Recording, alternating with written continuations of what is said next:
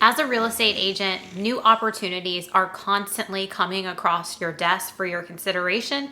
And one of those opportunities might be changing the broker that you work for. In this video, we're going to take a deep dive into the best way to telling your broker that you're leaving and how not to burn any bridges when you're changing brokers.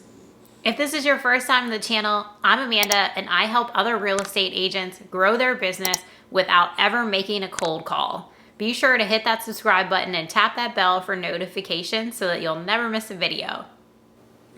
So the first thing to ask yourself is, are you really ready to leave the current brokerage you're working with?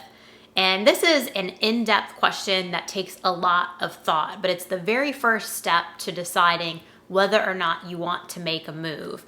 And it could be that you're unhappy about something that could be corrected by just having a conversation with your current broker, or maybe you've been feeling this way for some time and you've looked at your bottom line and what your brokerage is currently providing you, and you know that you can do better somewhere else.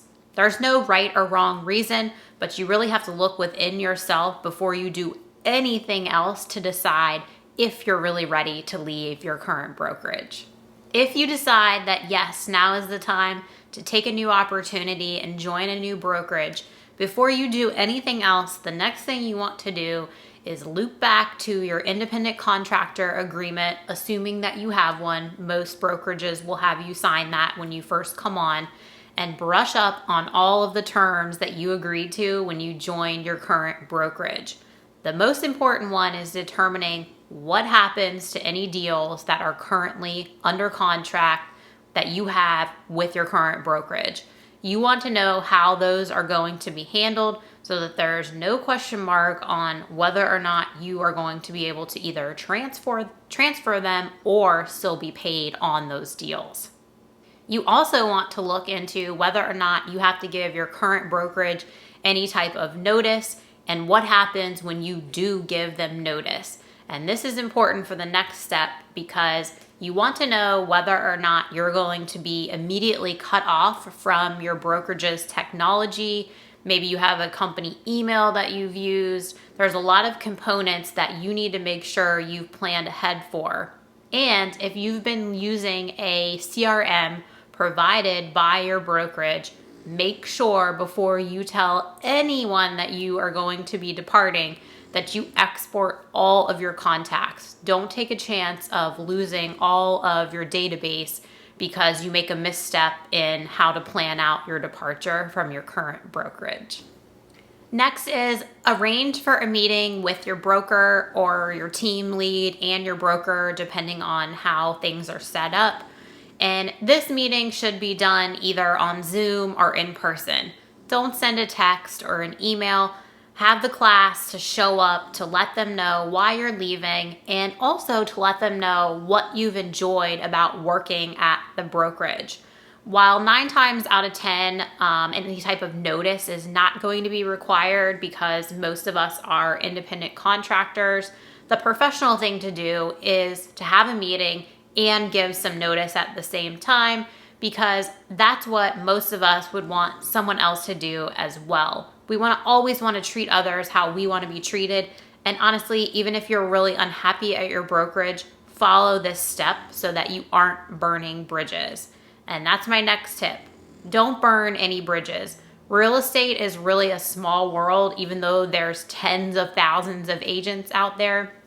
It's a small world, and the odds of you coming in contact with or crossing paths with somebody from your previous brokerage down the road are huge. So you want to treat them with respect, and hopefully in return, they'll treat you with respect as well.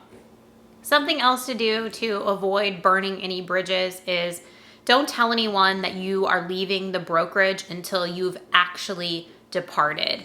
You never want to put yourself in a position where maybe you've had a conversation with some other agents in your office and then that somehow trickles back to your broker. It's a bad look for you and just not a good idea to do. Speak to your team leader and your broker, or if you don't have a team leader, just your broker. Let them know, and then once you are completely out of the brokerage, then you can speak to others about it. Next, you're going to want to notify your clients that you've changed brokerages. And I would start out by notifying the clients that you are currently working with. And most importantly, when you notify them, also set expectations so that there is no fear or any worry about the unknown. Assure them that nothing is going to change in terms of the service that you're providing, that there will be no hiccups. It's just that you've decided to make a career change, and that will all happen behind the scenes.